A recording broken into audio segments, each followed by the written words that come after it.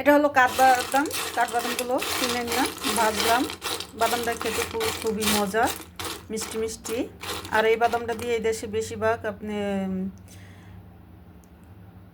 ইসের উপরে দেয়, বেশি মিষ্টির উপরে দেয়। তারপর আপনি হ্যালো বানায় সিমাই দিয়ে, এই দেশে হ্যালো বলে যত মিষ্টি জিনিস খাবার আছে এগুলোর উপরে দেয় বেশি। ওরা এগুলো পছন্দ করে, কাঠবাদামগুলো বেশি।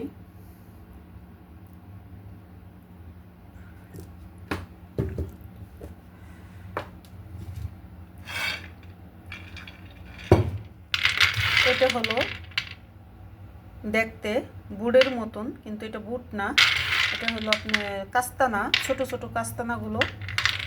এগুলো উপরে থেকে খোসা ফালাই দেওয়া হয়েছে। দিয়ে আমি এই যে পরিষ্কার কিনে আনছি পরিষ্কার, তারপরে যে ভাজলাম। মনে হয় যে এটা বড় বড় ইন্ডিয়ান বুট, আসলে কিন্তু ইন্ডিয়ান বুট না, এটা হলো কাস্তানা।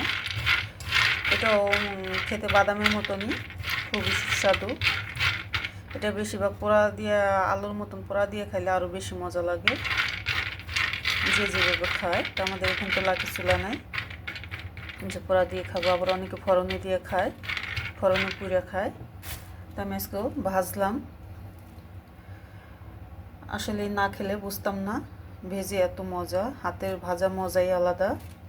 নিজের হাতে চুলায় ভাজলাম।